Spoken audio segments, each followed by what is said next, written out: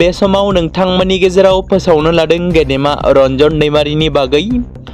जों बयबो मिथिगौ मोनसे समाव आलादा रायजो बड'लेण्डनि थाखाय हारिनि रैखाथिनि थाखाय बर'नि हाथियार लाग्रा आफाद जोनोम होनानै गोबाव सम सोरखारनि हेंथायै दावहा नांबोनाय बयजोंबो मोजां मोनजाग्रा रन्जन दैमारिया दासिमबो जोबथेसालियाव दं, जेराव CBI केसजों एक्टिभ जानानै थानायनि जाहोनाव बिथांजों लोगोसे माखासे बारग' NDB केडारफोरा जेलावनो दासिमबो दं। बे बाथ्राखौ मख'नो गोनांदि 2022 नि गेजेराव सुप्रिम कर्टनि फाइनाल रायखांनाय एबा गोदान हियारिंनि थि थारिखआ पाब्लिक डमिनाव फिन फोसावजायाखै। उकिलफोरनि सम मोनै आरो गुबुन आयेनारि जाहोनफोरनि थाखाय हियारिंआ दोनथ' जागासिनो दं। बेराफारसेथिं बिथां गेदेमानि बिनानाव डक्टर अनजालि दैमारिनि नाजानाय आरो गोबां NDB केडारफोरनि गोख्रों नाजाबोबाय थानायजों गोबां खेब हियारिं जानानै थांदोंब्लाबो मोजां फिथाइ थायाखै, जेराव गोबां खेब बेल हियारिं जानो गोनां समावनो उकिलफोरनि सम आरो खाबु होनो हायैनि जाहोनाव गेदेमा रन्जन दैमारिनि हियारिंआ आद्रा जानानै थादों। माब्ला बिथांनि फिन हियारिंआ जाफिनगोन, माब्ला बिथाङा जोंनि गेजेराव बर' हारिनि गेजेराव उदां जानानै फैनो खाबु मोनगोन। बेराफारसेथिं बर'नि गोबां गोजौ थाखोआव थानाय दैदेनगिरि राजखान्थिगिरिफोरखौ आथिखालाव गेदेमा बिथांनि फारसे जेबो बाथ्रा बुङै, उदां खालामनांगौनि बाथ्रा आरो उदां खालामनांगौनि थाखाय सोरखारनि हेंथायै बाथ्रा बुंनायखौ नुनो मोनाखै। सोर गारां दिखांगोन रन्जन दैमारिनि थाखाय, बेखौ उननि समासो फोरमायसिगोन। बे बाथ्राखौ मख'नो गोनांदि बर'फोरनि थामथि गोरोबथा BTR गोरोबथानि गेजेरजों ex-NDBफोरनि जेंना बारग' NDBफोरखौ जेलनिफ्राय उदां लाबोनायनि दफाया दंमोन, नाथाय बे दफानि गेजेरजों रन्जन दैमारिनि अनगायै माखासे बारग' NDB केडारफोराल' उदां अख्राङाव फैबाय। ex-NDBफोरनि जेंना, साख्रिनि जेंना, थांना थानायनि थाखाय राहा खालामनानै होनो थाखाय थांनाय 2020 मायथाइनि 27 जानुवारि खालाराव NDBखौ लानानै थामहिनबा एबसु, NDB, UBPO, आसाम सोरखार, भारत सोरखारनि जथायै BTR एकर्डआ जानानै थांदोंमोन, जाय एकर्डआव गोबां दफाफोरा दंमोन। बेनि गेजेराव बारग' NDBफोरखौ जेलनिफ्राय उदां अख्राङाव लाबोनानै बिथांमोननो थांना थानायनि खाबु खालामनानै होनाय दफाया आद्रा जानानै थायो। बेराफारसेथिं गेदेमा रन्जन दैमारिया दिनैनि समाव मानो बेबादि जोबथेसालियाव थाबाय थानो गोनां जाखो? गुबुन हारिनि एकर्डफोर जानानै थांदों। बेबादि सोमावसारगिरिया जेलाव थानांनाय रावखौबो नुनो मोनाखै, नाथाय बिथां गेदेमाया दासिमबो जेलावनो दं। सोर गारां दिखांगोन गेदेमा रन्जन दैमारिनि थाखाय? सोर दैदेनगिरिया, सोर राजखान्थिगिरिया उदां लाबोनांगौनि थाखाय हाबा मावगोन, बेखौ उननि समासो फोरमायसिगोन।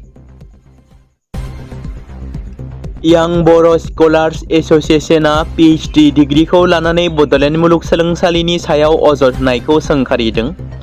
2021 आरो 2025 मायथाइनि गेजेराव बड'लेण्ड मुलुगसोलोंसालिया PhD डिग्री होनायनि सायाव बानसावनाय बाथ्राफोर ससियेल मिडिया आरो माखासे डिजिटेल प्लेटफर्मफोराव गोसारलानाय अजदफोरखौ यां बर' स्कलार्स एस'सिएशनआ गोख्रों रावजों सोंखारिदों। एस'सिएशनआ बुंदों दि बे अजदफोरा जेबो ओंथि गैया आरो जेबो गोख्रों फोरमान एबा फोरमान गैयालासे बे जाथायखौ PhD स्केम होननानै खालामनो नाजानाय नंखाय दाबिफोरनि सायाव गोथौयै दुखु फोरमायदों। YBSAनि बायदिब्ला बेफोरबादि अजद होनायफोरा मुलुगसोलोंसालिनि मान सन्मानखौ गाज्रि खालामनाय, फोरोंगिरिफोर आरो फरायसाफोरखौ गोसो बायहोनो आरो ओनसोलनि मोनसे जौगाफुनाय गोजौ सोलोंथाइ फसंथाननि जौगानायखौ लोरबां खालामनो थाखाय मोनसे गोसो जानानै नाजानाय बायदि नुनो मोनो होनना अजद खालामदों। चाइनानि मोनसे खयला खनियाव गिख्रंथाव बेफ्रुनायनि जाहोनाव सा 90 सुबुंनि जिउ खहा। हादोरसा खौरां एजेन्सि सिनहुआनि बायदिब्ला शुक्रबारनि मोनाबिलि 7:29 रिंगायाव झांसी हादोरसानि लिउसेनिउ खैला खनियाव जानाय बे बेफ्रुनाय समाव गासै सा 247 मावथिफोरा सिङाव दंमोन। खौरां एजेन्सिया फोरमायनाय बायदिब्ला गासै सा 345 इमारजेन्सि मावफारियाफोरखौ जाथायथिलियाव दैथायहरनाय जादोंमोन। रैखाथिनि थाखाय रैखाथि होगिरिफ्रा सिगां सा 9 सुबुंफोरनि थाखाय गोख्रोङै नागिरगासिनो दंमोन, जायनि जेबो खौरां मोननाय जायाखैमोन।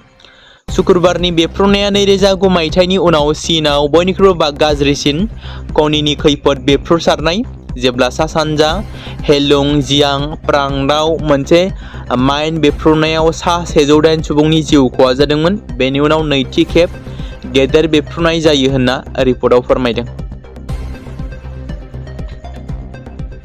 आसामनि सासे आइजोआ गिबि खेबै माउन्ट एभारेस्ट हाजो थिखिनियाव गाखोनो हानानै जारिमिन सोरजिबाय। आसामजों लोगोसे भारत हादरनि मुं लाखिबाय लखिमपुर जिल्लानि सासे आबादारि नखरनि फिसाजोआ, जाय एभारेस्टनि थिखिनियाव गसंहैनो हादों।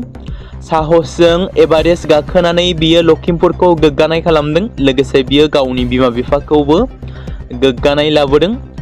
बे सिख्लाया जाबाय लखिमपुरनि रुपमनि गार।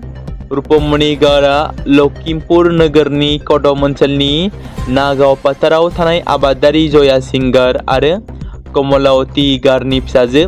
जया सिंगारनि 3 गथ'फोरनि गेजेराव रुपमनिया नैथि फिसा, जाय जेरैखिजाया आबाद मावनानै नखरखौ सामलायो। रुपमनिनि बिनानावा सिगांनिफ्रायनो हाबा जाखाबाय। न'आव सासेल' बिदाया बिमा-बिफाजों थायो। रुपमनि भारत-तिब्बत बर्डार ITBP आव खामानि मावगासिनो दंमोन।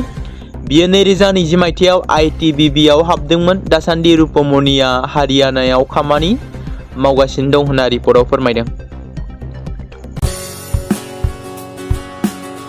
बे समाव मोनसे गोजोनथाव खौरां। क'क्राझार जिल्लानि सिङाव थानाय बड'लेण्ड एकाडेमि सिनियर सेकेन्डारि स्कुला लानानै फैदों BTC हालामनि थाखाय मोनसे गोजोनथाव खौरां।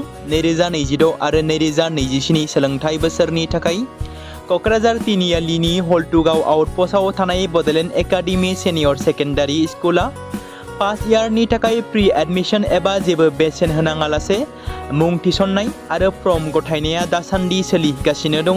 आरो बेनि गेजेराव देग्लायनि मेट्रिक आनजादाव 100आव 75 जौखोन्दोनि गोजौआव जौखोन्दो लानानै उथ्रिसार जानो हानाय साबा फरायसा एबा बिजाथिफोरनि थाखाय आबुङै जेबो बेसेन होनाङालासे मुं थिसननो आरो फरायनो थाखाय खाबु होनाय जादों।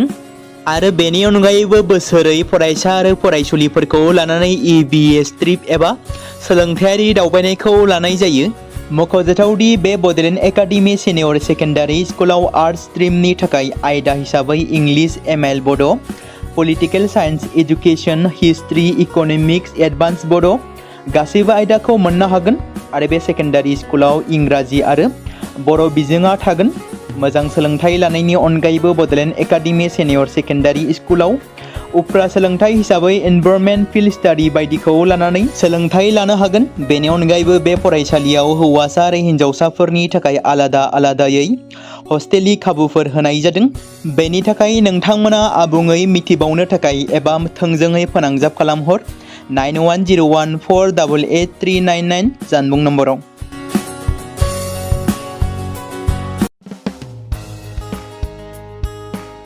बे समाव मोनसे गोनां फोसावथाय बर' सावथुन नायनानै मोजां मोनग्रा गासै बर' रायजो राजाफोरनि गेजेराव लानानै फैदों मोनसे बर'नि OTT प्लेटफर्म गोनां, जाय प्लेटफर्मनि गेजेरजों नोंथांमोना बर'नि गोदान गोजाम सावथुनफोरखौ नुनो मोनगोन। थांनाय माखासे बोसोर सिगां बर'नि गेजेराव लानानै फैनाय निउबो एप बायदिनो फिन आरोबाव लानानै फैदों बर' रायजो राजाफोरनि थाखाय। बे बाथ्राखौ मख'नाया गोनांदि 2025 मायथाइनि जानुवारि दानाव ओंखारनाय आंगो स्ट्रिम मुंनि मोनसे OTT प्लेटफर्म गोनां निउबो एपनि गेजेरजों नोंथांमोना गोबांथार बर'नि सावथुनफोर जेरै ट्रेजेडि, रमान्टिक, एक्सन आरो कमेडिजों बुंफबनाय सावथुनफोरखौ नुनो मोनगोन। जेरै सनानि नखर, थांखि गैयै समाज, अनसुला आफा, हिर', बिमा बायदि बाजै, अर, थैसाम, वान्टेड, संदान आरो रं नाम्बार बायदि सावथुनफोरा मख'जाथाव। बेफोर सावथुनफोरखौ नायनो थाखाय नोंथांमोना गिबियावनो आंगो स्ट्रिम एपखौ गाव गावनि मबाइलाव थानाय प्ले स्ट'रनिफ्राय डाउनल'ड खालामनानै लोगोसे इनस्टल खालामनानै गावनि मबाइल नाम्बारजों लगइन खालामनानै लाग्रोनांगोन। बेनि उनाव नोंथांमोना गोबांथार नुनो मोनै सावथुनफोरखौ गुगोल पे, फन पे आरो पेटिएमजों रं नाम्बार सावथुनखौ नायनो थाखाय 60 रां आरो संदान सावथुनखौ नायनो थाखाय 80 रां, वान्टेड सावथुनखौ नायनो थाखाय 60 रां, थैसाम सावथुनखौ नायनो थाखाय 60 रां बेबायदिनो गोबांथार नुनो मोनै सावथुनफोरखौ नायनो थाखाय सुबिदा खालामनानै होदों आंगो स्ट्रिम प्लेटफर्मा। फिन नोंथांमोननि गेजेराव फोरमायबावनो लादों बर' सावथुन नायनानै मोजां मोनग्रा गासै बर' रायजो राजाफोरनि गेजेराव लानानै फैदों मोनसे बर'नि OTT प्लेटफर्म गोनां, जाय प्लेटफर्मनि गेजेरजों नोंथांमोना बर'नि नुनो मोनै सावथुनफोर जेराव गोदान गोजाम सावथुनफोरखौ नुनो मोनगोन।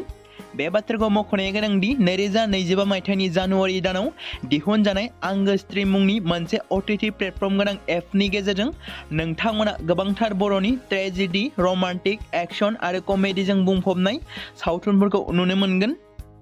जेरै रं नाम्बार, संदान, वान्टेड, थैसाम, अर, बिमा बायदि बाजै, हिर', अनसुला आफा, थांखि गैयि समाज, सनानि नखर बायदि बायदि सावथुनफ्रा मख'जाथाव। बेफोर सावथुनफोरखौ नायनो थाखाय नोंथांमोना गिबियावनो आंगो स्ट्रीम एपखौ गावनि मबाइलाव थाखानाय प्ले स्ट'रनिफ्राय इनस्टल खालामनानै गावनि मबाइल नाम्बारजों लगइन खालामखांनायनि उनाव नोंथांमोना गोबांथार नुनो मोनै सावथुनफोरखौ गुगोल पे, फन पे आरो पेटिएमजों रं नाम्बार सावथुनखौ नायनो थाखाय 60 रां, संदान सावथुनखौ नायनो थाखाय 80 रां, वान्टेड सावथुनखौ नायनो थाखाय 60 रां, थैसाम सावथुनखौ नायनो थाखाय 60 रां, बेफोरबायदिनो अर सावथुनखौ नायनो थाखाय 60 रां पे खालामनांगोन। बेबायदिनो गोबांथार नुनो मोनै बर' सावथुनफोरखौ नायनो थाखाय सुबिदा खालामनानै होदों आंगो स्ट्रीम प्लेटफर्मा। बे समाव मोनसे गोजोनथाव खौरां, BTC हालामनि रायजो राजाफोरनि थाखाय मोनसे गोनां फोसावथाय। क'क्राझार जिल्लानि सिङाव थानाय बड'लेण्ड एकाडेमि सिनियर सेकेन्डारि स्कुला लानानै फैदों गोजोनथाव खौरां। बड'लेण्ड एकाडेमि सिनियर सेकेन्डारि स्कुला 2026 आरो 2027 सोलोंथाइ बोसोरनि थाखाय लानानै फैदों नार्सारिनिफ्राय लानानै थाखो 9 सिम फरायसा आरो फरायसुलिफोरनि गुन गोनां सोलोंथाइनि थाखाय खम बेसेनावनो गोदानै मुं थिसननायनि खाबुखौ होगासिनो दं। मख'जाथावदि क'क्राझार जिल्लानि हल्टुगाव आउटपस्टआव थानाय क'क्राझार तिनिआलिनि बड'लेण्ड एकाडेमि सिनियर सेकेन्डारि स्कुला गुन गोनां सोलोंथाइ होनायजों लोगोसे थाखो 9 नि थाखाय इलेक्टिभ साबजेक्ट महरै मेथामेटिक्स, जिअ'ग्राफि, हिन्दी, हिस्टरि बायदि आयदाखौ लानो हागोन। मोजां सोलोंथाइ लानायनि अनगायैबो बड'लेण्ड एकाडेमि सिनियर सेकेन्डारि स्कुलाव उफ्रा सोलोंथाइ हिसाबै environment field study, English speaking course बायदिखौ लाफानानै सोलोंथाइ लानो हागोन। बेनि अनगायैबो गोजान लामा हान्थिनानै फरायग्रा फरायसा फरायसुलिफोरनि थाखाय आलादायै मोजां हस्टेलाव थानानै फरायनो हानायनि खाबुफोर होनाय जादों। बेनि थाखाय नोंथांमोना आबुङै मिथिबावनो थाखाय एबा थोंजोङै फोनांजाब खालामहर 9101 488 399 जानबुं नम्बराव।